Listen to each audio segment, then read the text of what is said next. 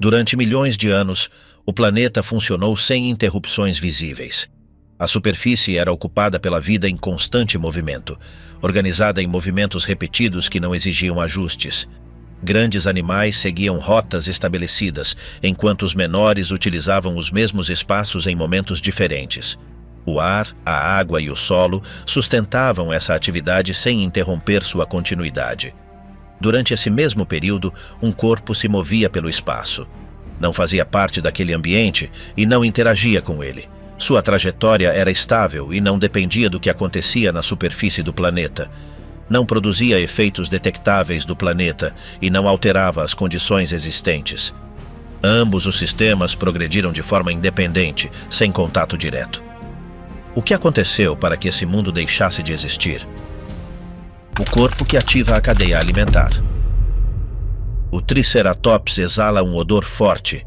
Embora apenas algumas horas tenham se passado desde que o enorme herbívoro desabou no chão, nuvens escuras de moscas giram em torno de seu focinho imóvel e olhos baços, perturbadas apenas pelo bater de asas e pelos guinchos das criaturas voadoras que já se estabeleceram sobre o corpo.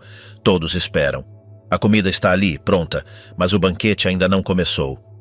Pouco antes de morrer, em uma agonia interna marcada por queimação, espuma e o avanço lento de um câncer maligno, o velho macho de Triceratops pesava cerca de 10 toneladas. Ele não era o maior Triceratops hórridos, mas tinha conseguido sobreviver temporada após temporada, empurrando e confrontando outros machos com seus chifres enormes sempre que era necessário afirmar seu lugar. Cada temporada, os rivais de 3 chifres bramiam, cobriam-se de lama e excrementos e mediam suas forças em grandes clareiras cobertas de samambaias que logo se transformavam em lamaçais sob o pisoteio de pés poderosos. No entanto, durante o último ano, o touro começou a se sentir mal. Um desconforto crescente instalou-se dentro dele. Ele não conseguia mais participar das lutas territoriais anuais para o acasalamento e começou a evitar a companhia irritável de outros Triceratops. Tornou-se uma figura solitária na paisagem. Uma massa baixa de músculo e osso coroada com chifres, passando grande parte do seu tempo quebrando troncos podres na borda da floresta do Cretáceo e chafurdando em poças fedorentas. Aquela lama adicionava outra camada de proteção entre sua pele escamosa e os insetos picadores que se infiltravam em cada fenda. Foi em uma dessas poças, usada por gerações de ceratopsianos, que um dia ele adormeceu e não se levantou mais. Os primeiros a notar o cadáver foram os pterossauros. Para eles a tarefa era simples. Sustentados no ar por correntes térmicas diurnas, esses répteis voadores cobertos de penugem primitiva podiam circular lentamente em suas asas membranosas e detectar restos prontos para serem explorados. Eles apenas tinham que descer para arrancar tiras secas de tendão ou tecido macio e em decomposição. Sua aparência assemelhava-se vagamente a cegonhas com asas de morcego, criaturas estranhas que, no entanto, tinham sido os primeiros vertebrados a desenvolver o voo ativo. Desde sua penugem isolante até seus ossos ocos, tudo neles era construído para voar. Mas essa elegância aérea era de pouca utilidade quando tocavam o solo. Ao pousar, dobravam suas asas, sustentadas por um quarto dedo exageradamente alongado, e caminhavam desajeitadamente, como se estivessem em pernas de pau, formando um grupo desordenado e barulhento. Cada descida ao solo tinha que valer a pena. Mover-se pela planície de inundação inundada do Cretáceo consumia mais energia do que permanecer no alto, e nem todos os que desciam conseguiam decolar novamente. Nada do enorme corpo do dinossauro de chifres seria desperdiçado. Não houve luto. Uma carcaça daquele tamanho era alimento para incontáveis estômagos, uma reserva que impulsionaria tanto criaturas grandes quanto pequenas, à medida que fosse reintegrada ao ambiente. Mesmo assim, um Triceratops não era carne fácil. Os pterossauros e pássaros agitados, alguns com pequenos dentes projetando-se de seus bicos, já tinham removido o pouco de tecido macio que podiam. Bicos sondavam os olhos, entravam nas narinas e rasgavam a cloaca, fazendo o corpo parecer coberto de pequenas feridas.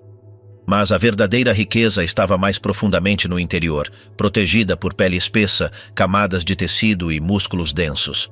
Alcançá-los exigia uma mordida poderosa, um carnívoro capaz de romper aquela barreira.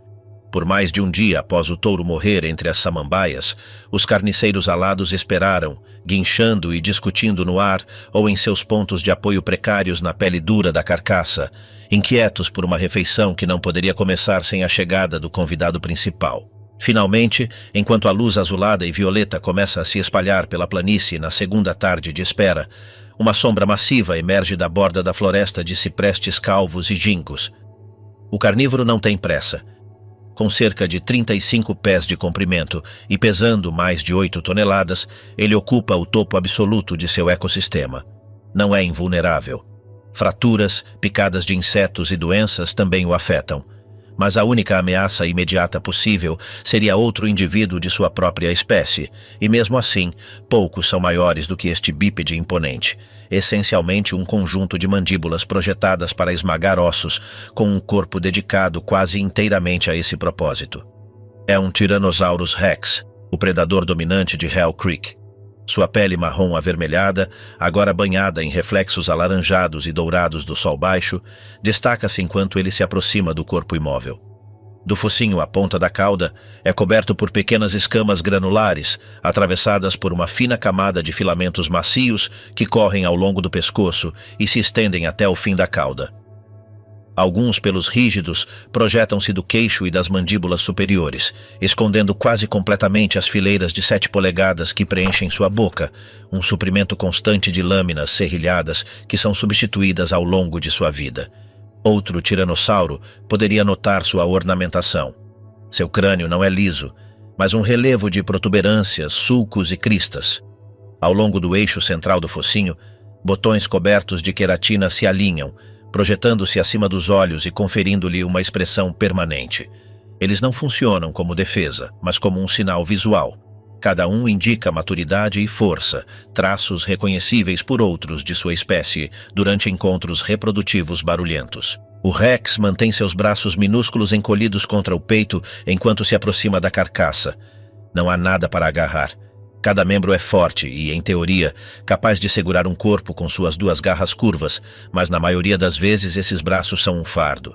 Um membro estendido pode quebrar durante uma caçada ou ser arrancado por um rival.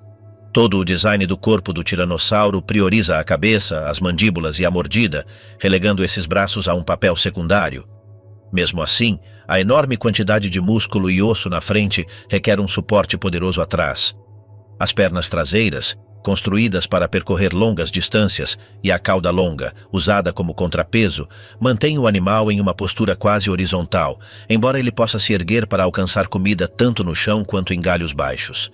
Ele passou anos sem enfrentar uma ameaça real. É grande demais agora, seguro em sua posição como o carnívoro dominante.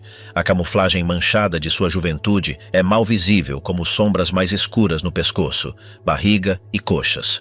O resto do corpo tem um tom avermelhado que permite que ele se misture às sombras da floresta durante as horas de caça, perto do amanhecer e do anoitecer.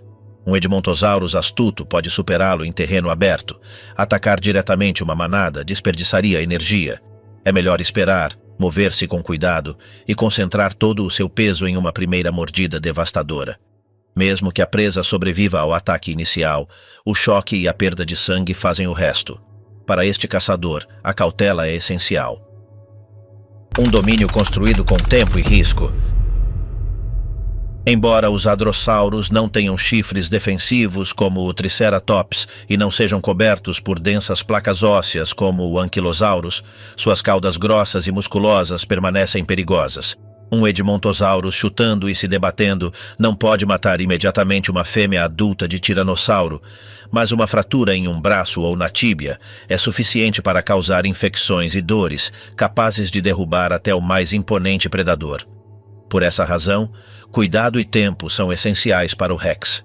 Na verdade, os inimigos mais problemáticos de um tiranossauro são os menores. Enquanto ela se move em direção ao corpo, a fêmea abre a boca em um bocejo amplo e um fedor intenso sobe de suas mandíbulas. Não é apenas o cheiro de carne podre ou hálito de dinossauro. Sob a língua larga, pequenas lesões podem ser vistas, lar de parasitas microscópicos que avançam lentamente por suas mandíbulas. Ela os adquiriu sem saber enquanto se alimentava de um hadrossauro, que carregava um organismo dependente tanto do predador quanto da presa para completar seu ciclo de vida. Com o tempo, esses parasitas se multiplicarão, perfurarão a garganta e abrirão buracos na mandíbula inferior, feridas dolorosas que tornarão o ato de comer ou caçar quase impossível. Mas esse desfecho ainda não chegou. Hoje, diante da carne madura do Triceratops, ela permanece a dona absoluta de seu território em Hell Creek. Seus ancestrais mais distantes eram tudo menos majestosos. Há mais de 160 milhões de anos, no início do Triássico, os ancestrais dos dinossauros eram criaturas minúsculas e modestas. Cobertos por uma penugem fina, os maiores mal chegavam a cerca de 4 polegadas no quadril. Eles não despedaçavam presas com presas ou garras, não carregavam armaduras ou espinhos. Eles não voavam. Aqueles protodinossauros esguios moviam-se saltando. Para eles, a melhor comida imaginável era um besouro brilhante e crocante. Eles aproveitavam seu metabolismo ativo para dardejar por florestas vigiadas por répteis muito maiores e mais ameaçadores. Mesmo quando esses protodinossauros cresceram para tamanhos comparáveis a um pastor alemão, continuaram comendo insetos e folhas. Eles nem dominavam nem inspiravam medo. Naqueles dias do Triássico, antigos parentes dos crocodilos eram os vertebrados mais proeminentes na paisagem, ocupando papéis que os dinossauros assumiriam mais tarde. Foi nesse contexto que os primeiros dinossauros apareceram, e levou quase todo o Triássico para que qualquer um atingisse tamanhos grandes ou se tornasse componente central dos ecossistemas. Sem uma extinção em massa, é possível que esses primeiros dinossauros tivessem continuado competindo com outros répteis estranhos que chegaram primeiro. Os dinossauros não poderiam saber, mas essas origens modestas fizeram a diferença. A penugem isolante, o metabolismo elevado e os membros posicionados diretamente abaixo do corpo deram-lhes uma vantagem quando uma fase de intensa atividade vulcânica começou a remodelar o clima do planeta dezenas de milhões de anos antes do tempo do Tyrannosaurus Rex. Não foi uma cena de explosões contínuas. A Terra exsudou lentamente, com lava espalhando-se por vastas áreas e liberando grandes quantidades de dióxido de carbono. Os oceanos começaram a acidificar e o clima tornou-se instável, alternando entre períodos de calor extremo e resfriamento abrupto.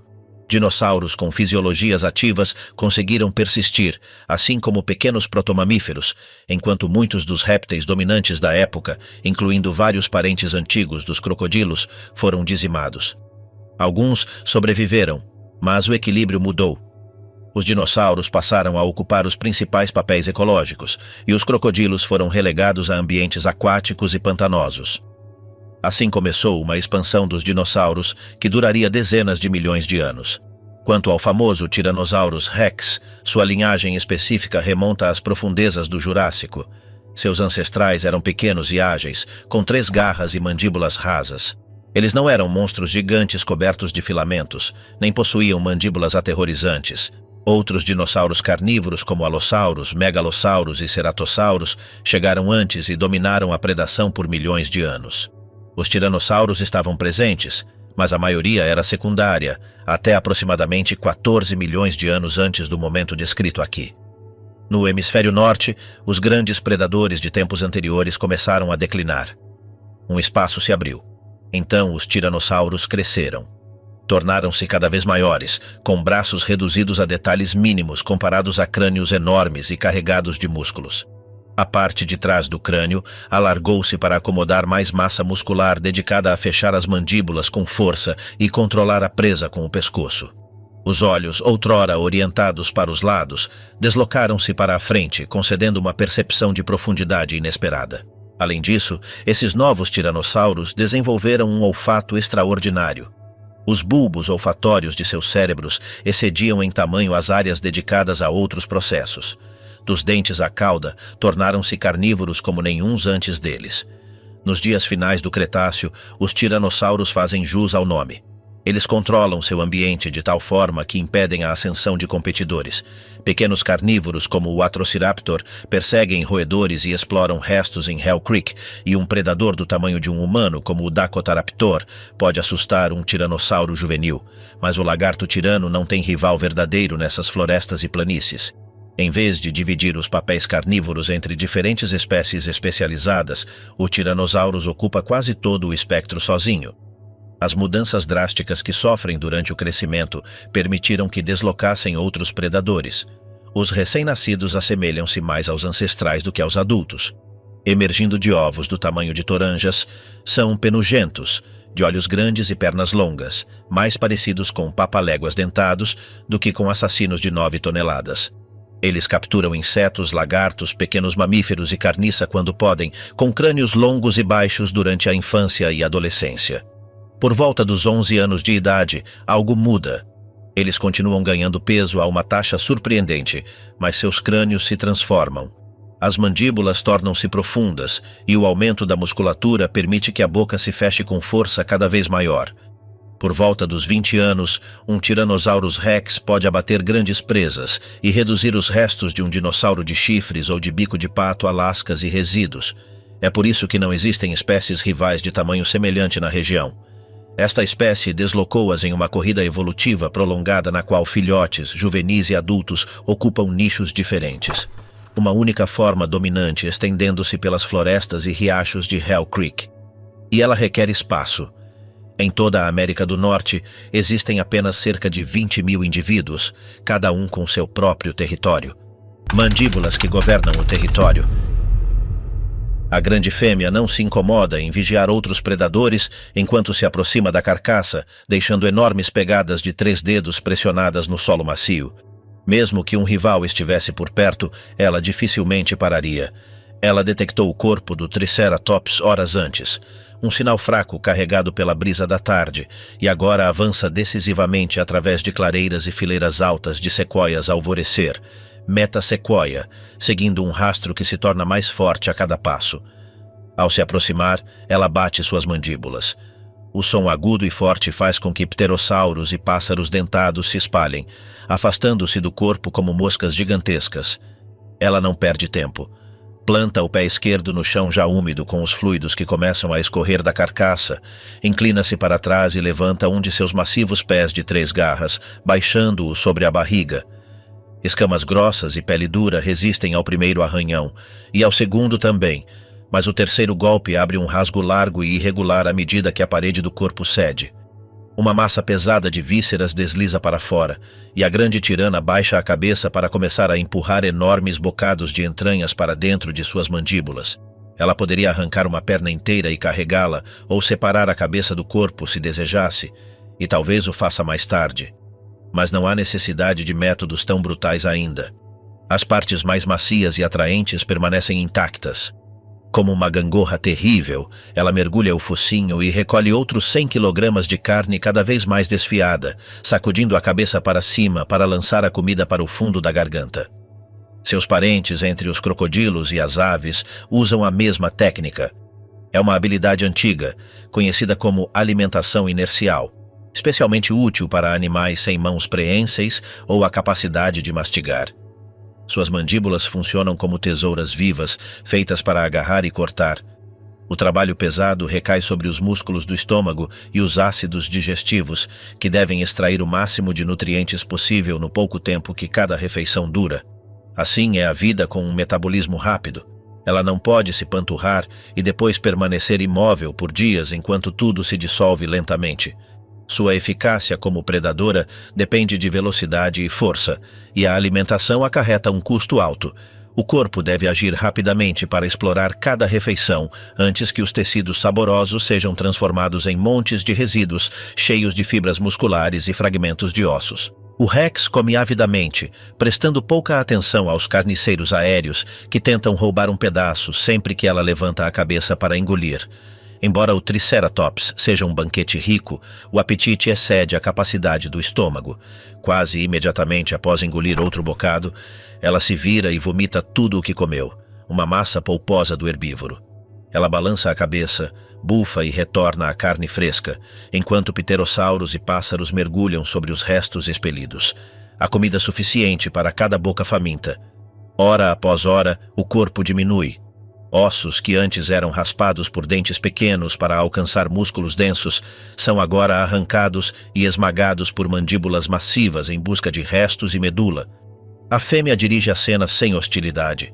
Ela só pode comer uma certa quantidade de cada vez e quando se retira para cochilar desajeitadamente à sombra de palmeiras próximas, outros carnívoros se aproximam para pegar sua parte. Sozinhos ou em duplas, Pequenos dromeossauros inspecionam os ossos estilhaçados. O que é uma sobra para o Rex é uma refeição completa para eles. Mesmo assim, alguns discutem e guincham pelo direito ao banquete, deixando penas marrons e brancas espalhadas enquanto cada ave, raptor e pterossauro tenta obter algo. A troca continua, o Rex pegando sua porção e os companheiros explorando o que resta, uma ordem rudimentar dentro do caos sangrento. Logo resta pouco além de um crânio de 3 chifres, de cheiro fétido, coberto por uma camada seca e coriácea de carne drenada. Os melhores cortes dos membros, quadris, cauda e pescoço já se foram. O Rex, com a barriga agora mais cheia de osso do que de carne, cheira o crânio castigado e o empurra com o focinho. Não restou nada para ela. O cheiro não é mais de comida, mas de morte. Ela deixa os restos para os outros consumidores. Moscas, besouros carniceiros que criarão suas larvas dentro dos ossos, fungos que brotarão do solo enriquecido e um número incalculável de micro-organismos que completarão o grande processo de reciclagem. Este Triceratops não se juntará aos seus parentes no registro fóssil. Apenas a terra pisoteada indicará que ele esteve ali. Com a barriga cheia, o Rex retoma sua caminhada errante. O único ninho que conhece é aquele que forma a cada noite dentro de seu território, um espaço de limites instáveis que exige marcação e defesa constante contra outros membros de sua espécie. Mesmo assim, seu cérebro reptiliano assume que não encontrará outro tiranossauro. Se ela entrar em uma clareira e detectar uma silhueta grande e coberta de filamentos entre as árvores, responderá com um desafio direto para proteger seu domínio. Mas amanhã passa calmamente. O sol ainda está baixo, derramando luz dourada sobre pântanos e bosques. O Rex continua sua patrulha sem uma direção fixa, sentidos alertas para qualquer novidade. Embora não precise caçar agora, logo precisará novamente, e é prudente posicionar-se onde a presa provavelmente estará. Não serve qualquer animal. O ecossistema de Hell Creek ferve de vida. Insetos zumbem entre as árvores. Crocodilos e formas semelhantes chamadas champsossauros atacam peixes e pequenas tartarugas em pântanos obstruídos por plantas. Mamíferos peludos se comunicam de tocas e galhos. Lagartos correm pelos troncos e cobras deslizam pelas samambaias. Cada manhã começa com um coro de pássaros e pterossauros chamando uns aos outros, um barulho capaz de acordar quase qualquer dinossauro. O Rex poderia comer qualquer um deles, mas presas pequenas são reservadas para momentos de urgência. Sua comida ideal deve justificar o esforço, ser grande e ser descuidada o suficiente para cair em uma surpresa. Escolhendo a presa em um mundo lotado, de tempos em tempos ela se alimenta de dinossauros de tamanho médio, especialmente quando tem a sorte de encontrar uma carcaça recente. A maioria, no entanto, ou é rápida demais ou não vale o esforço. Ornitômimos, com sua aparência de avestruz e longas penas nos braços, são fáceis de reconhecer, mas correm rápido demais. Pachycephalosaurus, com seus crânios em cúpula, também são ágeis e não são numerosos. Pequenos raptores geralmente fogem quando sentem um tiranossauro e, em sua experiência, só se aproximam quando estão tentando se alimentar do mesmo corpo. Quanto ao Tecellosaurus, um bípede com bico, não possui defesas além de sua camuflagem natural, mas mal justifica a energia necessária para capturá-lo.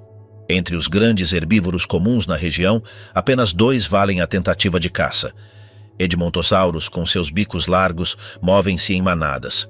A multidão de olhos vigilantes torna a aproximação difícil, embora esse mesmo senso de segurança produza indivíduos mais relaxados.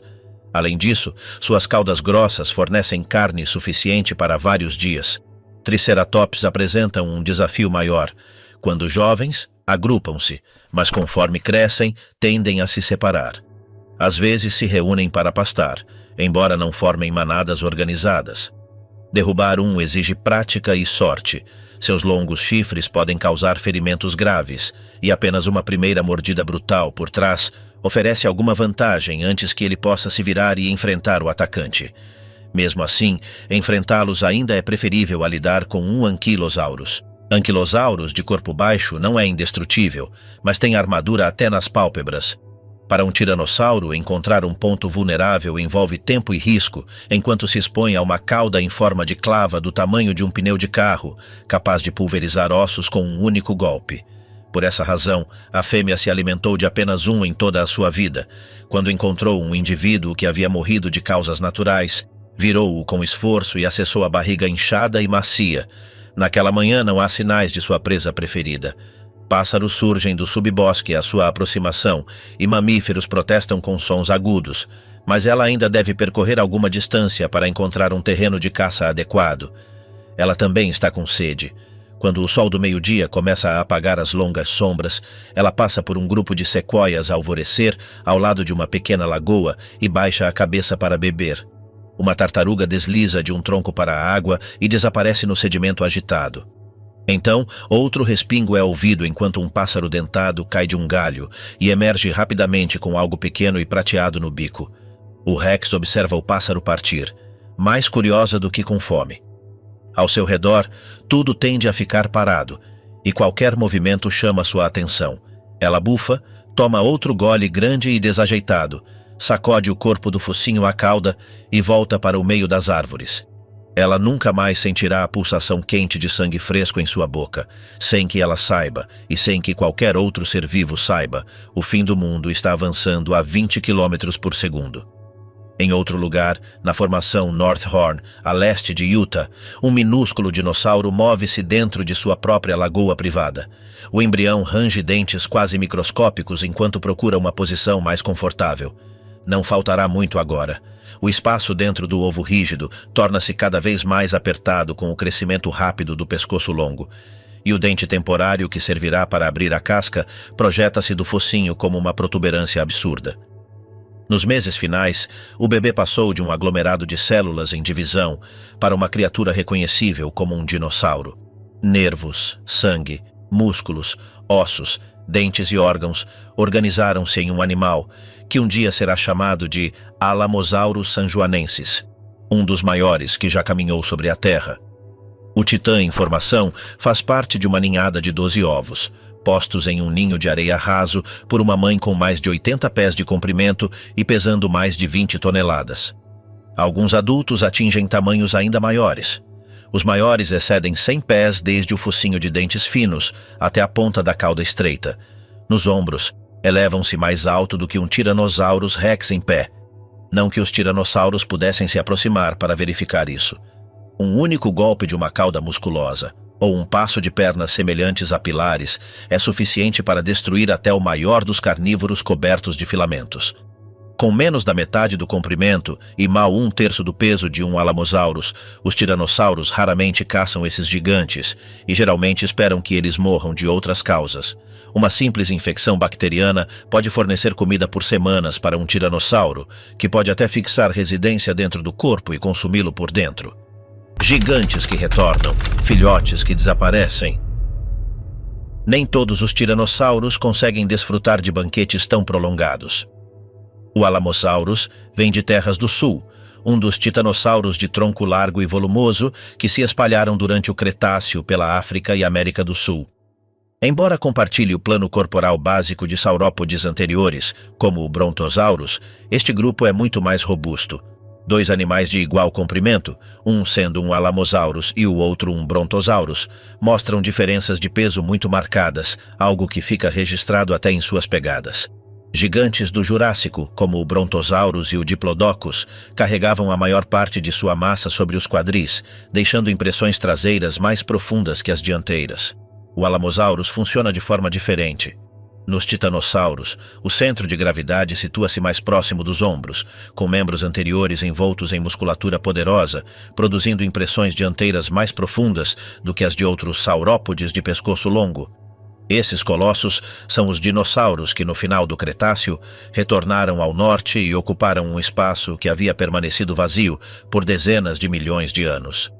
Nos continentes do norte, os grandes herbívoros dominantes eram os dinossauros de bico de pato, dinossauros de chifres e anquilossauros, cuja capacidade de cortar, esmagar e mastigar matéria vegetal tão fibrosa quanto troncos podres lhes dava uma vantagem evolutiva. Os saurópodes haviam desaparecido de cena. A chegada do Alamosaurus na América do Norte durante o Cretáceo marcou o retorno de gigantes que consumiam toneladas de vegetação para fermentar e decompor em intestinos enormes. Quando se reuniam, o cheiro de metano podia tornar-se sufocante. Mesmo assim, o Alamosaurus não se espalhou por todo o continente. Esta espécie voraz nunca alcançou regiões tão ao norte quanto Hell Creek. O antigo Novo México, Texas e Utah representam o limite de seu avanço, logo dentro da área de distribuição sul do tiranossauro definitivo. O ambiente de North Horn é um dos poucos lugares no planeta, em qualquer época, onde tiranossauros esmagadores de ossos podem se alimentar de um dinossauro saurópode. Para esses predadores, um Alamosaurus em desenvolvimento equivale a muito pouco. O ovo que encerra o embrião tem apenas o tamanho de uma bola de beisebol. Quando se libertar da casca, o filhote não será maior que um gato doméstico, pouco mais que uma mordida insignificante até para um Tyrannosaurus rex adolescente. Os Alamosaurus adultos fazem pouco para deter os predadores, ao contrário de outros dinossauros que protegem seus filhotes por períodos prolongados. Como outros saurópodes, eles põem grandes ninhadas, permanecem perto do ninho durante a incubação por instinto e partem conforme a eclosão se aproxima.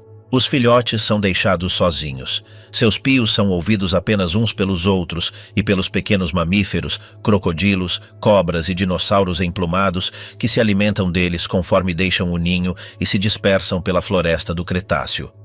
Por esta razão, cada elemento das pernas, que inicialmente se forma como cartilagem, ossifica-se e funde-se antes do resto do minúsculo esqueleto. Eles devem estar prontos para correr a partir do momento em que seus pequenos membros tocam o solo externo. A partir desse ponto, o acaso determina quem sobrevive ao primeiro ano. A maioria não sobrevive. Vivendo sob ameaça constante, a coceira retorna repetidamente. É um impulso irritante que percorre o corpo do jovem hadrossauro, coceira após coceira, um formigamento intenso entre os dedos e ao longo dos flancos cobertos de escamas. Para o jovem Edmontosaurus, existe apenas uma solução possível. À sombra da floresta, na borda do pequeno grupo ao qual pertence, o herbívoro de bico largo para aliviar a sensação de queimação. Uma faia é perfeita para a tarefa. O emaranhado de troncos baixos cria uma fileira de grandes superfícies para se coçar, cada uma envolta em uma casca áspera o suficiente para cumprir o objetivo. O dinossauro inclina sua cauda grossa para trás, usando seu corpo como uma gangorra, e levanta a metade frontal enquanto se move lentamente para frente, esfregando-se e pressionando-se contra os troncos rugosos. O atrito proporciona um breve alívio que se espalha pelas escamas arredondadas que cobrem sua pele. Este Edmontosaurus, em particular, ainda um jovem macho com cerca de 18 pés de comprimento, não é o primeiro a usar este local. A casca da faia e das árvores próximas, plátanos, cornizos, loureiros, foi polida, gasta e aberta por dinossauros que buscavam aliviar desconfortos semelhantes. Uma seiva espessa escorreu das feridas nos troncos, prendendo moscas e outros invertebrados antes de endurecer em resina. Um dia, talvez, essas gotas se tornem âmbar. Por enquanto, são apenas restos pegajosos e sinais claros deixados pelos mega-herbívoros que habitam esta parte da planície de inundação. Por gerações, os dinossauros marcaram sua floresta desta forma, cada arranhão desencadeando o mesmo comportamento até que os grupos de Edmontosaurus reconhecessem seus lugares preferidos. O juvenil bufa com satisfação enquanto se estabelece de volta sobre as 4 patas. As mãos, cercadas por almofadas carnudas, tocam o solo enquanto os grandes pés traseiros de 3 dedos retomam sua caminhada. Não importa o quanto de alívio tenha sentido, ficar para trás por muito tempo é perigoso. Embora seja grande o suficiente para escapar de pequenos predadores como o Acheroraptor e até mesmo para afugentá-los com uma chicotada de sua cauda musculosa, ele ainda tem exatamente o tamanho certo para se tornar uma refeição de um dia inteiro para um Tyrannosaurus rex adulto. É imprudente tentar uma mordida súbita por trás. Passo a passo, o Edmontosaurus alcança o resto do grupo e volta para a massa compacta de corpos, enquanto os hadrossauros avançam, esmagando a vegetação da floresta sob eles. O medo constante de dentes afiados e olhos escondidos nas sombras levou os Edmontosaurus a modificar o ambiente sem intenção. Eles se movem dentro de uma paisagem governada pelo medo, e o movimento do grupo traça os limites de um território invisível que muda com o tempo. Um Edmontosaurus solitário não possui defesas óbvias. Faltam-lhe os chifres do Triceratops e as placas incrustadas na pele do Ankylosaurus. Um adulto grande pode chutar, balançar a cauda e lutar se for atacado, mas a essa altura o dano já pode ser severo demais para sobreviver. Ao chegar à idade adulta, todos testemunharam cenas semelhantes.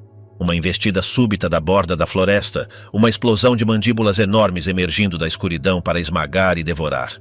Por esta razão, os edmontossauros desconfiam da fronteira entre as árvores e o campo aberto. Os muitos troncos podem facilmente ocultar um tiranossauro à espreita, e talvez apenas o estalo de um galho ou o grito de um pássaro assustado sirva como aviso. Pastagens abertas e planícies de inundação, por outro lado, parecem mais seguras. Não há surpresas ali. Qualquer Tyrannosaurus Rex que tente se aproximar deve abandonar o esconderijo, e a essa altura, os hadrossauros têm sua principal vantagem, a velocidade. Apesar de sua mordida poderosa, os tiranossauros adultos não são rápidos. Na maior parte do tempo, eles se movem em um ritmo lento. Em esforço máximo, podem atingir cerca de 15 milhas por hora. Eles não precisam de mais. Não evoluíram para perseguir presas por longas distâncias. Seu método é esperar e lançar uma única investida quando o momento é oportuno. Se errarem, ou se a presa detectar a ameaça antes daquele instante crítico, a caçada termina e o carnívoro se retira. Ao longo de milhões de anos de coexistência entre tiranossauros e hadrossauros, esta estratégia moldou o Edmontosaurus. Com espaço suficiente, os adultos podem se erguer nas patas traseiras e fugir a quase 28 milhas por hora. Não é um recorde, mas é o suficiente. Se um detecta o predador e dá o urro de alarme, todo o grupo se levanta e corre, deixando o Tyrannosaurus Rex esperando por outra oportunidade. Naturalmente, nem sempre estão alertas. Alguns caem, especialmente quando devem cruzar áreas arborizadas para alcançar campos de pastagem. Como acontece com os carnívoros em qualquer era, os tiranossauros preferem atacar os velhos, os doentes e os jovens, geralmente evitando adultos saudáveis. Embora um Edmontosaurus não tenha nada com que perfurar ou esmagar um Tyrannosaurus Rex, ele pode chutar e se debater com força suficiente para fraturar ossos. Por essa razão, o predador geralmente se concentra em indivíduos mais jovens, criando uma pressão evolutiva para crescer rapidamente. Ao aumentar de tamanho velozmente, os Edmontosaurus atingem mais cedo uma dimensão menos atraente para os caçadores. Se conseguirem sobreviver ao primeiro ano, suas chances melhoram constantemente até a velhice, quando as articulações começam a falhar. Essas interações moldam a paisagem de Hell Creek. As plantas sustentam a rede alimentar, mas forças também atuam de cima. Ecossistemas não crescem apenas do chão para cima. Eles são comprimidos entre múltiplas pressões e evoluem exatamente como os animais. Assim, os grupos de Edmontossauros, sem saber, favorecem sua própria sobrevivência, mantendo extensões de vegetação aberta e baixa. Sem eles e sem o Triceratops, grande parte de Hell Creek seria uma floresta densa. Árvores jovens competiriam por espaço e luz, e a mata do Cretáceo seria muito mais fechada. Com a presença de mega-herbívoros famintos, brotos e mudas são arrancados antes que possam se estabelecer. Os Edmontossauros funcionam como jardineiros inadvertidos, limpando o terreno que preferem. Além disso, seu movimento constante cria caminhos e pressiona o solo. À medida que as estações passam, as cavidades se enchem de água e se transformam em poças, alterando os habitats através da simples repetição. Mesmo assim, até os ambientes mais favoráveis trazem desconfortos. O Tyrannosaurus Rex não é o único ser que se alimenta de dinossauros. Na verdade, o jovem Edmontosaurus já está sendo consumido. A coceira é apenas um sinal, mas ele ignora a causa: piolhos. O corpo do Edmontosaurus é um refúgio ideal para esses parasitas e seus descendentes, com amplas extensões de pele flexível pronta para ser perfurada. Embora a pele seja dura e proteja contra a abrasão, ela também forma dobras escuras e quentes onde os piolhos prosperam. Ali, eles picam pequenos vasos sanguíneos e se alimentam. Esse sangue sustenta novas gerações que repetem o ciclo. O contato constante entre os membros do grupo facilita sua propagação. Nos adultos, os piolhos são principalmente um incômodo. Causam coceira e feridas, mas fazem parte da vida diária. Nos filhotes, por outro lado, uma infestação pesada pode retardar o crescimento por causa do desgaste no sistema imunológico. O melhor que podem esperar é encontrar árvores para se coçar, lama para chafurdar ou noites frias que reduzam o número de parasitas. O grupo agora se move para campo aberto, deixando a floresta para trás, e entra em uma clareira ampla com samambaias, cicadáceas e palmeiras dispersas. É um lugar perturbado e úmido, outrora um grande campo de alimentação vegetal, e agora uma parada temporária ainda não totalmente regenerada. Edmontosaurus e Triceratops transformaram a paisagem. Eles comem brotos, derrubam árvores e reviram o solo com seus passos, mantendo a pastagem esparsa. Mesmo assim, eles se alimentam. Baixam seus focinhos longos e quadrados para rasgar e moer plantas. Estes não são bicos de pato, mas ferramentas semelhantes a pás capazes de processar vegetação dura. A ponta do focinho forma um bico largo com bordas afiadas, projetado para colher grandes quantidades de plantas baixas. Além disso, cada Edmontosaurus possui mais de 1000 dentes compactados. Quando novos, têm formato de diamante. Quando gastos, formam superfícies planas que moem como molares enormes. Em estações frias, eles podem mastigar troncos podres em busca de fibra, com fungos e insetos adicionando alguma proteína. O crânio não é rígido, os ossos se flexionam a cada mastigação, expandindo e comprimindo a superfície dentária para uma moagem mais eficaz. O sistema é notável, acompanhado por uma pequena crista carnuda na cabeça usada para reconhecimento entre eles, um ornamento estranho, mas útil. O grupo permanece calmo enquanto bufa e pastoreia. Não há cheiro de predadores nem rastro de carniça. O dia está claro, a brisa ameniza o calor e os 13 membros do pequeno grupo se alimentam sem interrupção. Nenhum deles sabe o que acaba de acontecer. Não houve sinais, nenhuma mudança no céu. Em Hell Creek tudo parece igual, mas a mais de 2000 milhas de distância, uma rocha extraterrestre com mais de 7 milhas de largura acaba de atingir a Terra. Assim começa o fim. Uma cadeia de eventos impossíveis. A rocha não surgiu do nada. Aquele fragmento letal tem uma história própria, uma origem que se desenrolou ao longo de milhões de anos enquanto dinossauros nasciam, viviam e desapareciam. Os elementos que levaram a este momento começaram há muito tempo e a distâncias imensas. Uma cadeia de eventos fortuitos que só pode ser compreendida olhando para trás. O colapso da vida na Terra começou longe, no espaço frio e escuro. A nuvem de Oort é uma névoa antiga que envolve o sistema solar. Ela contém um número impossível de calcular de objetos, milhões, bilhões, trilhões. Mesmo que alguém estivesse presente quando a rocha em questão se formou e dedicasse uma vida inteira a contar os fragmentos gelados que flutuam ali, morreria sem ter feito muito progresso. O lugar possui uma beleza austera, mas também funciona como o lixo do sistema solar, um repositório de meteoros, cometas e asteroides feitos de material restante que nunca se tornou parte de um planeta. Dentro dessa imensidão congelada, existe uma rocha específica que importa aqui. É um bloco sólido, solitário, indiferente, que com o tempo se tornará o objeto mais letal que a vida na Terra já enfrentou. É enorme, uma massa rochosa à deriva pelo vazio. Sua composição a classifica como um condrito carbonáceo, um tipo antigo de rocha espacial salpicada de minúsculos pontos. Esses grãos, chamados condrulos, são gotículas de minerais fundidos, como o piroxênio, presas dentro da pedra. É um remanescente de uma era ainda mais remota que conseguiu evitar tanto a destruição quanto a incorporação em corpos maiores. O lugar exato de onde este fragmento vem se perdeu. Talvez tenha sido parte de um planeta que foi despedaçado por um impacto. Talvez seja um resto do processo de formação planetária, excesso de massa agarrado a um vaso cósmico. Viajou por éons dentro de uma vasta congregação de rochas suspensas, colidindo com outros corpos e recebendo impactos que deixaram cicatrizes. Com um diâmetro de dezenas de milhas, é grande demais para desaparecer completamente, por isso continua acumulando marcas de sua longa juventude no espaço. Algo começa a mudar. Uma força invisível começa a atrair a rocha para dentro, em direção ao sistema solar. Não é um raio trator de ficção científica, mas a comparação é útil. A gravidade do Sol e de Júpiter é impossível de evitar. O Sol, com uma massa centenas de milhares de vezes maior que a da Terra, e Júpiter, mais de 300 vezes mais massivo que o nosso planeta, geram atração suficiente para desviar corpos enormes para novas trajetórias. Pouco a pouco, a rocha se aproxima do espaço entre eles. A distância entre o Sol e Júpiter é tão vasta que pareceria fácil se perder ali. O vazio interveniente é mais de 2,5 vezes a distância entre a Terra e Marte, um espaço no qual até planetas parecem minúsculos.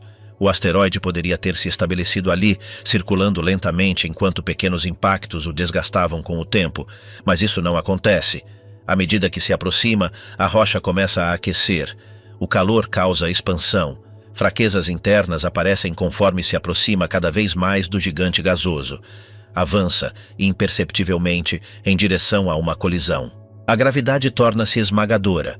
O asteroide é esticado, alongado como um caramelo cósmico, mudando de uma forma compacta para uma estrutura estendida. É o instante antes da ruptura, como a borracha de um estilingue logo antes de ser solta. E então ele se quebra. Uma rocha que suportou inúmeros golpes durante sua longa deriva fragmenta-se subitamente. Alguns pedaços caem em direção a Júpiter e afundam sob suas nuvens. Outros escapam. Um deles, com mais de 7 milhas de largura, evita a captura e é arremessado para fora pelo encontro. Esse fragmento começa a se mover em direção ao terceiro planeta a partir do Sol. Esta é uma extinção acidental. Outros corpos semelhantes se formaram da mesma maneira, mas quase todos falharam em atingir seu alvo. Passaram direto sem que os organismos da Terra jamais soubessem. Mesmo que alguém soubesse o que estava se aproximando, nada poderia ter sido feito. Desta vez, a rocha irá atingir. Não será desviada por outro objeto. Não colidirá com Marte ou com a Lua. Entre milhões de rochas potencialmente letais, esta é a que acerta. Um acidente sem intenção ou malícia, mas com consequências devastadoras. Um fim e, ao mesmo tempo, um começo, marcando a fronteira entre a era dos répteis e a ascensão do domínio dos mamíferos. A rocha viaja a uma velocidade extrema, tão rápida que não pode ser observada claramente. Move-se a mais de 44 mil milhas por hora. Não há comparação fácil. Quase nada na experiência humana cruza o espaço nesse ritmo. Não é uma questão de piscar e perder o momento. Mesmo atento, passaria despercebido. A Terra também está se movendo. Nosso planeta não fica parado. Orbita o Sol a cerca de 67 mil milhas por hora. Toda essa velocidade passa despercebida até que dois corpos em movimento colidem. Por um breve e terrível instante, o asteroide desenha uma linha brilhante no céu. O atrito, ao entrar na atmosfera, faz com que o ar escorie a superfície da rocha, arrancando fragmentos e fazendo-a brilhar. Esta não é uma pedrinha que se desintegra antes de atingir o solo. É uma massa de milhas de largura. Não há como pará-la. Ela atinge a antiga península de Yucatán em um ângulo de 45 graus, rápida demais para ser vista, um golpe direto no planeta. Em Hell Creek, nada visível acontece. O grupo de edmontossauros, ainda saciado, segue em busca de sombra para passar a tarde e talvez encontrar um lamaçal para se refrescar. Caminham sem notar qualquer mudança. Ao longo de sua rota, passam por uma jovem fêmea de torossauros, um indivíduo solitário de 3 chifres incomum naquela região. Ela mede cerca de 20 pés de comprimento e ainda é pequena para sua espécie. Como adulta, chegará a cerca de 30 pés e pesará até 6 toneladas, o suficiente para dissuadir qualquer tiranossauro. Mas agora está apenas entrando na idade adulta. Um desconforto diferente do dos hadrossauros, o impulso biológico de se reproduzir, a agita. Ela esfrega seus chifres cobertos de queratina contra a casca de um corniço, abrindo feridas de onde flui seiva. Logo buscará um parceiro. Apenas pelos ossos, distinguir o macho da fêmea de torossauros é difícil. Os esqueletos são idênticos em tamanho e ornamentação. Esses sinais servem para reconhecimento à distância. O Triceratops, um parente próximo, é mais comum e muito semelhante. A principal diferença reside no grande folho ósseo do crânio. No Triceratops, ele é sólido. No Torosaurus, é perfurado por 2 grandes aberturas e cercado por um número maior de pequenos ossos triangulares que tornam a estrutura mais leve. Não é um ornamento defensivo. Um tiranossauro habilidoso pode superar qualquer um dos dois e morder o pescoço vulnerável. Mesmo assim, reconhecer o folho correto é vital. Nesta espécie, as fêmeas se exibem e os machos observam. Confundir um Triceratops com um Torosaurus pode terminar em uma chifrada fatal. A fêmea mostra seu próprio sinal. Por quase toda a sua vida, a pele do folho foi marrom clara com manchas cor de creme. Agora, os centros dessas áreas estão começando a ficar vermelhos. Vasos sanguíneos respondem a um antigo relógio interno, mudando a cor do folho. O Triceratops não mostra este traço. O Torosaurus realmente fica vermelho. O cortejo é complexo. A fisiologia por si só não é suficiente. Ela viu outros bramirem, fingirem investidas e se apresentarem de perfil. As fêmeas decidem, aceitando ou rejeitando com empurrões de seus longos chifres. O Torosaurus atinge a maturidade sexual antes de atingir o tamanho total. Ela continuará crescendo por mais uma década. Esta estratégia reprodutiva rápida, herdada de ancestrais distantes, permitiu que os répteis dominassem por milhões de anos. E assim passa o dia final, a necessidade de criar um futuro que nunca chegará. Nada sugeria um fim iminente. Chamar o ecossistema de Hell Creek de o ápice da evolução dos dinossauros não é inteiramente preciso. A região está saturada de dinossauros, mas isso já havia acontecido antes em outros lugares e épocas. Mais de 80 milhões de anos antes, nesta mesma área, várias espécies de herbívoros gigantes de pescoço longo percorriam planícies cobertas de samambaias, enquanto carnívoros comparáveis em tamanho ao Tyrannosaurus Rex espreitavam através de altas florestas de coníferas. Aquele mundo do Jurássico Superior foi a primeira vez que os dinossauros lançaram sombras verdadeiramente enormes sobre a Terra, atingindo tamanhos e formas sem precedentes. Os menores mal excediam o tamanho de um pombo, e os maiores estendiam-se por mais de 100 pés desde o focinho esguio até a ponta de caudas semelhantes a chicotes. Os dinossauros nunca existiram isolados do resto de seu ambiente.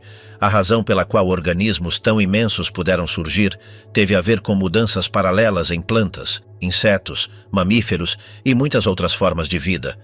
O mundo não era composto apenas por plantas destinadas a alimentar herbívoros que, por sua vez, serviam de alimento para carnívoros. Cada espécie desempenhava múltiplos papéis e mantinha inúmeras conexões, gerando mais diversidade à medida que a evolução avançava geração após geração. A era dos dinossauros foi uma grande explosão de vida. O que é impressionante é quanto tempo durou. Extinções em massa não seguem ciclos regulares. Desde que os primeiros animais floresceram nos mares do Cambriano, parecia que a vida não conseguia passar mais de 90 milhões de anos sem uma grande catástrofe. Às vezes, o intervalo era ainda mais curto. Mal 50 milhões de anos separaram a pior extinção conhecida do evento do Triássico, que permitiu aos dinossauros ganhar vantagem ecológica. No entanto, depois disso não houve outra extinção global. Por 135 milhões de anos, a vida expandiu-se sem a ameaça de aniquilação total. A diversidade tende a gerar ainda mais diversidade. Isso pode parecer contraditório dado o que está prestes a acontecer, mas grandes colapsos não são os únicos motores de mudança. Extinções eliminam redes inteiras de espécies, deixando os sobreviventes para ocupar novos espaços. Não existe uma regra evolutiva que exija o aparecimento de uma espécie específica. Não havia um vácuo exigindo a existência de um Tyrannosaurus Rex ou de um Triceratops. Essas criaturas surgiram através da variação e seleção, um processo contínuo que remodela a distribuição das formas vivas. Extinções destroem, mas por si sós não garantem novos florescimentos. Alguns dos momentos mais produtivos na história da vida não estiveram ligados a extinções, mas a acidentes evolutivos internos, como quando peixes com membros começaram a se mover por planícies lodosas e abriram o caminho para os vertebrados terrestres. Foi isso que aconteceu durante o auge dos dinossauros, ao longo de milhões de anos do Jurássico ao Cretáceo. Herbívoros gigantes, como o Alamosaurus, não apareceram porque eram necessários ou inevitáveis. Eles surgiram da pressão constante entre predadores e presas. Crescer rapidamente e atingir grande tamanho oferecia proteção contra carnívoros que também estavam evoluindo para formas maiores. Esses colossos podiam existir porque corpos grandes podem sobreviver com enormes quantidades de comida de baixa qualidade, fornecida por plantas de crescimento rápido como as samambaias. À medida que esses dinossauros aumentavam de tamanho, oportunidades se abriam para espécies menores que compartilhavam o mesmo ambiente, bem como para inúmeros organismos que se beneficiavam de sua presença, de parasitas a insetos que se alimentavam de esterco. A vida criou as condições para mais vida, assim como uma floresta alta cria ambientes distintos em sua copa, subbosque e troncos. Esse equilíbrio levou tempo para ser construído, e o Mesozoico foi, de muitas maneiras, um verão sem fim para os répteis. Os mamíferos também experimentaram seu próprio período de sucesso durante esses milhões de anos. Embora sejam frequentemente retratados como criaturas insignificantes, sobrevivendo de insetos enquanto os dinossauros dominavam, a realidade é diferente. Os primeiros mamíferos apareceram aproximadamente ao mesmo tempo que os dinossauros e prosperaram ao lado deles. Eles nunca excederam o tamanho de um gato doméstico, mas nem todos eram insetívoros tímidos. Havia formas que lembravam castores primitivos, esquilos voadores, tamanduás ou guaxinins. Eles não surgiram porque os dinossauros lhes cederam espaço, mas porque exploraram oportunidades de pequena escala. O surgimento de insetos sociais, como os cupins, forneceu alimento para mamíferos capazes de cavar. A abundância sazonal de filhotes de dinossauros impulsionou a evolução de mamíferos que predavam ovos e recém-nascidos. Florestas altas, com copas além do alcance de grandes carnívoros, ofereceram refúgio para espécies que se moviam entre as árvores usando membranas de pele. Os mamíferos não esperaram passivamente por sua chance. Eles também alteraram o mundo simplesmente por existirem, gerando mais diversidade ao longo do tempo. A proliferação de mamíferos mesozoicos é crucial para o que está por vir. Se eles tivessem sido poucos ou muito semelhantes entre si, seriam extremamente vulneráveis. A variedade não é meramente um ornamento da vida, mas o alicerce da sobrevivência. Em momentos críticos, pequenas diferenças determinam quem persiste e quem desaparece. Quanto maior a diversidade, maior a probabilidade de que algumas espécies perdurem. Hell Creek abriga quase tantas espécies de mamíferos quanto de dinossauros, embora seja necessário mudar de escala para percebê-los. Um animal do tamanho de um gambá, de Delphodon, atravessa um riacho com o focinho úmido, alimentando-se de qualquer coisa que encontre, de caracóis a pequenos dinossauros. No alto de um galho de uma sequoia a alvorecer, Simolestes, semelhante a um rato com cauda preênsil, procura insetos sob a casca. Ao nível do solo, Mesódima, semelhante a um esquilo, coloca o focinho para fora de sua toca e testa o ar antes de emergir. Em questão de momentos, essas criaturas enfrentarão a mesma provação que os dinossauros, o maior desafio à diversidade da vida em mais de 100 milhões de anos. Em outro lugar, em algum ponto sobre o Atlântico Norte, não há necessidade de bater as asas. Um grande voador permanece no alto com as asas estendidas, enquanto correntes quentes causam leves vibrações nas membranas que conectam os braços ao corpo. O dia está claro e calmo. Quetzalcoatlus northropi é o maior animal voador que já existiu, grande demais para ser incomodado por pássaros ou pterossauros menores e alto demais para se preocupar com as sombras de mosassauros que se movem sob a superfície do oceano. Ele está voltando. Ele não concebe um lar permanente, mas algo em seu cérebro reptiliano o impulsiona a retornar ao lugar onde nasceu, uma planície plana coberta de samambaias. Haverá outros lá. Quetzalcoatlus se reúnem para se exibir, acasalar e aninhar em grupos, com dezenas de ninhos separados por pouco mais que a envergadura de uma asa. O cheiro acre do guano é intenso, mas inevitável. Tiranossauros capturam indivíduos que aninham sozinhos ou longe demais, e seus ovos e filhotes são presas para o dinossauro Anzu. Juntos, eles podem perder alguns membros, mas nem mesmo um Tyrannosaurus Rex adulto sabe como enfrentar uma parede de pterossauros gritando que avançam desajeitadamente. Esses gigantes sobrevivem juntos ou não sobrevivem de forma alguma. O Quetzalcoatlus, planando sobre o oceano, é um sobrevivente. Após vários encontros imediatos com o Acheroraptor, quando ainda era um filhote, ele conseguiu crescer até atingir uma envergadura de cerca de 33 pés. Por mais de uma década, ele seguiu as estações entre os hemisférios, parando aqui e ali para pegar pequenos dinossauros entre as samambaias antes de subir novamente. Se alguma criatura conhece o mundo do Cretáceo superior, de pântanos e florestas a montanhas e mares, é este pterossauro. Ele bate as mandíbulas, está com fome. Precisará de comida logo, mas descer agora seria arriscado. Se ele descer demais, poderia ser pego por um grande réptil marinho ou por um tubarão de dentes afiados. Ele já viu isso acontecer antes, quando um pterossauro menor desapareceu em meio à espuma e sangue. Além disso, suas mandíbulas não foram feitas para pegar peixes em voo. A água oferece muita resistência. Mergulhar o bico na superfície o faria cair, forçando-o a lutar para decolar novamente e gastar mais energia do que ganharia. É melhor esperar por terra firme. Lá ele pode pegar dinossauros jovens. Embora desajeitado a pé, ele pode se mover com passos longos, ultrapassando presas pequenas, golpeando-as contra o chão e engolindo-as inteiras, sem dentes para mastigar. Alguns bocados fornecerão energia suficiente para completar a viagem de volta. Não demorará muito agora. Logo ele chegará. A extinção do mundo anterior. A primeira hora não termina em silêncio, mas em exaustão. O que segue ao impacto não é um único instante, mas uma cadeia de efeitos que se sobrepõem sem pausa. O anquilossauro não entende o que está acontecendo, mas seu corpo registra cada sinal. Por anos, sua armadura o protegeu de dentes, garras e investidas. As placas endurecidas ao longo de suas costas, os espinhos laterais, as pálpebras reforçadas e a clava óssea de sua cauda eram suficientes para manter até os tiranossauros mais persistentes à distância. Quando um se aproximava demais, ele apenas tinha que dobrar as pernas, baixar o corpo e balançar a cauda com precisão. Aqueles que ignoravam o aviso geralmente partiam com ossos quebrados, ou não partiam. Mas desta vez não há predador. O perigo não tem forma, nem cheiro, nem direção. O chão vibra. Não é um tremor breve, mas uma oscilação que percorre a terra como se algo enorme estivesse puxando-a por baixo. Minutos antes, o anquilossauro havia alcançado a margem de um lago com bordas pedregosas, um lugar firme para beber sem o risco de afundar na lama macia carregada de restos em decomposição.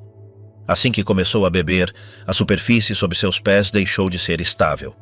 Tudo começou a balançar como se dezenas de animais invisíveis estivessem pulando ao mesmo tempo.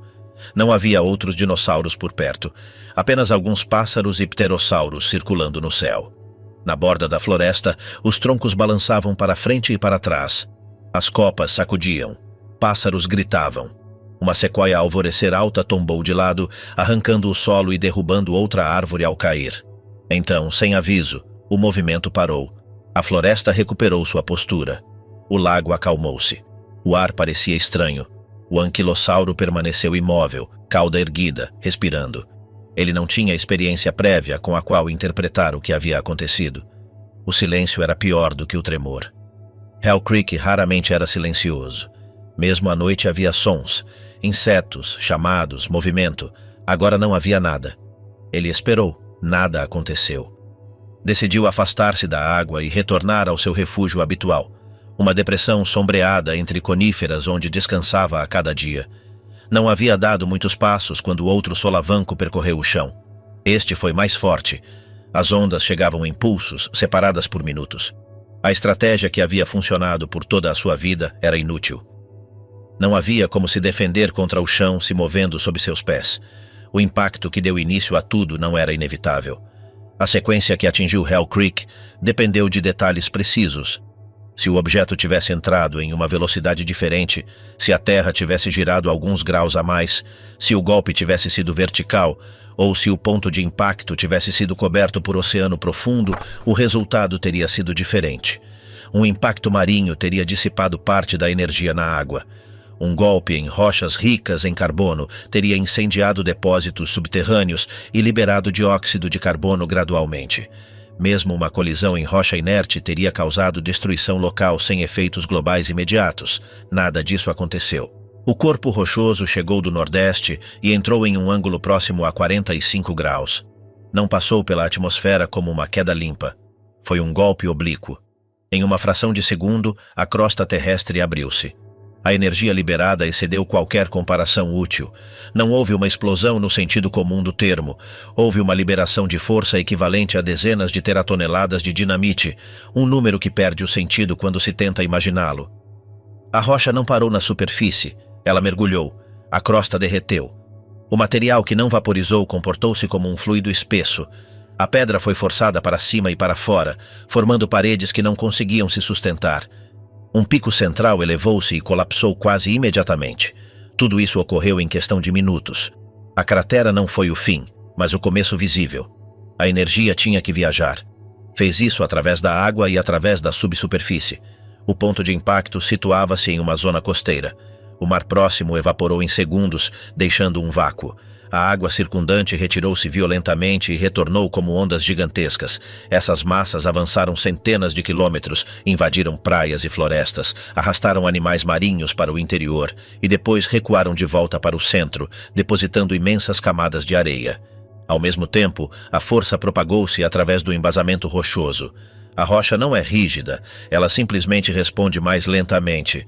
As ondas viajaram por minutos até alcançarem Hell Creek. O primeiro pulso desorientou, o segundo derrubou árvores e desestabilizou animais em movimento. O terceiro transformou o ambiente. O lago onde o anquilossauro estava começou a agitar-se. A água não vibrava, ela se movia. Cada oscilação ganhava energia. A bacia não conseguia contê-la. Uma onda ergueu-se, raspou o fundo e revolveu sedimentos antigos. Aquele lugar havia sido um mar interior milhões de anos antes. Conchas fósseis foram expostas. A água transbordou do lago e avançou em direção à margem. O anquilossauro foi atingido de frente. Seu corpo pesado e desajeitado foi empurrado, rolado e batido contra troncos. Ele tentou se firmar. Não conseguiu. Foi carregado junto com solo, plantas e detritos. Quando a água recuou, ele foi deixado encalhado em um banco de areia. Conseguiu se levantar, mas a dor em uma perna traseira foi imediata. Algo estava quebrado. Mesmo assim, conseguia se mover lentamente, apoiado em 3 membros. A paisagem havia mudado. Árvores inteiras jaziam no chão. O sol aparecia vermelho, baixo, filtrado por partículas no ar. Não parecia frio. O ambiente estava mais quente que o normal. Esse calor não desapareceria. O impacto não terminou com a colisão. Fragmentos do objeto e da crosta terrestre foram lançados na atmosfera. Poeira, rocha pulverizada, minerais alterados e esférulas vítreas subiram e começaram a cair. A quantidade era imensa. Milhares de quilômetros cúbicos de material permaneceram suspensos. Gases como dióxido de carbono e compostos de enxofre foram liberados em volumes colossais. A atmosfera começou a mudar imediatamente. Quase 1 hora depois, partículas começaram a cair em Hell Creek. No início eram imperceptíveis. Depois, pequenos impactos podiam ser ouvidos. Eles não perfuravam. Não eram projéteis letais. O problema era o calor. Cada fragmento aquecia ao raspar pelo ar. A temperatura ambiente subiu. Animais capazes de cavar se esconderam. Aqueles que viviam na água afundaram. Pássaros e pequenos dinossauros buscaram cavidades. Incêndios começaram no chão da floresta. As chamas se espalharam. Não havia refúgio suficiente. O anquilossauro entrou em um remanso, enterrou os pés na lama e manteve a cabeça acima da superfície. Não conseguia submergir totalmente. Não conseguia fugir. Um tiranossauro passou correndo, envolto em fogo. O calor continuou a subir. O dia transformou-se em uma noite prematura. Longe dali, no oceano, um plesiosauro respirava na superfície. Sua vida sempre havia passado entre a água e o ar.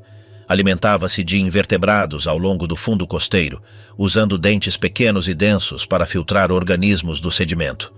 Após se alimentar, subia à superfície para respirar e observar. O sol também aparecia vermelho. Pequenos impactos começaram a atingir o mar.